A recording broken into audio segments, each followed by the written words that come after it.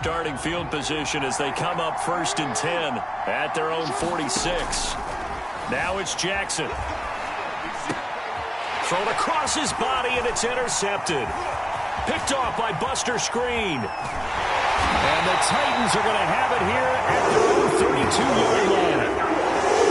That throw, Charles, over the middle of the field, and a few too many bodies in there got picked. That's a normal situation, too, isn't it? No matter how hard you try and spread the field sometimes, there's always going to be a traffic jam, it feels like, towards the middle. And if there's any type of a missed throw, or maybe the ball's tipped, or just too many bodies in the area, an interception can result. And he slips up past the 45 before being tackled. So one play, and they're already just shy of midfield. And they get to him after a gain of 6 to the 46. Pretty good first down play. Keeps them ahead of schedule, as they say. And ostensibly, they could go right back to it because there are multiple options on this play. Handed inside, quarterback tucks it and keeps it. Quarterback throws the ball downfield.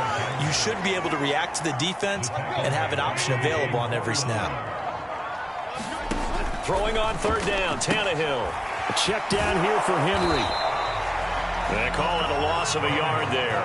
And that's going to bring up a 4th down. Excuse my snarkiness here, but isn't the idea of completing a pass supposed to mean you get downfield and gain yards?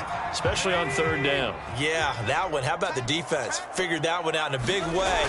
Yeah, they completed it all right and lost yardage. He's got his tight end, Anthony Ferkser. And he's corralled, but not before getting it inside the 35. The Ravens going to use the second of their timeouts as they stop it with 11 seconds remaining in this first half. From the 34 now, here's 1st and 10. Now Tannehill. He dumps it off for Henry. And he works it to the 30-yard line here, right at the 30. They'll contain him to just 4. 2nd down. So on 2nd down, the field goal unit is on here as they... And now due to apparent time constraints, we fast forward to the beginning of the 2nd half.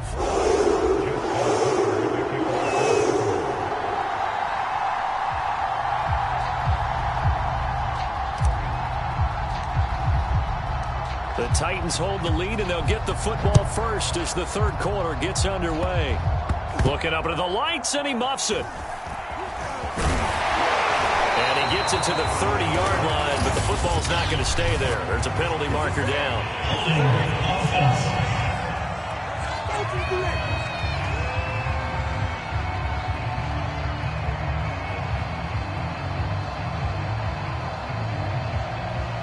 So holding will scratch off some of that return.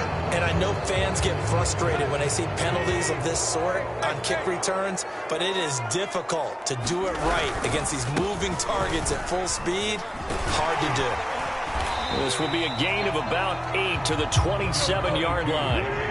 8 yards the gain on that last run. Here's 2nd and a couple. To throw is Tannehill. Escaping the pressure right. He completes it to Julio Jones. He's at the 30. 10, 5, touchdown Titans. Julio Jones, 73 yards. And the Titans are able to strike quickly to add on to their lead. Now Mike Vrabel going to tell the offense to go for 2 here. Tannehill looking to throw. And he's going to be taken down. It's a sack. And they fail on the try for 2. Well, they tried to get 2 and ended up getting none because the quarterback had nowhere to go with the ball and ends up getting sacked. Nowhere to go at all. Great job, though, defensively. They were ready.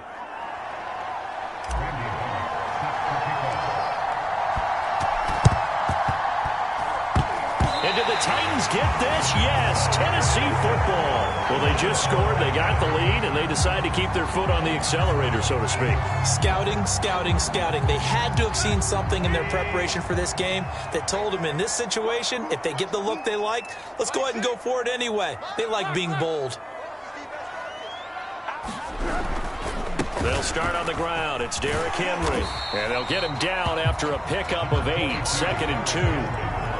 Well, that last run makes this a 100-yard night. I've loved the way he's hit the holes. He's been quick, he's been decisive, and he's been a whole lot of fun to watch. 8 yards the tally on that first down run. Here's 2nd and 2. Back to throw, Tannehill. And caught by Henry. And past the 35, he'll be dropped a yard or two shy of the 30. Now we get into the psychology of the whole thing, because a lot of teams with a 2-score lead in the third quarter, they almost become defensive with their offense, just playing not to lose. I think with this team, you got to figure at this point, this is a great spot for them to go into attack mode, really try and put the hammer down. And he's taken down, trying to do a little too much, getting outside of the pocket, and it results in a sack. Derek Wolfe able to drop him for a loss of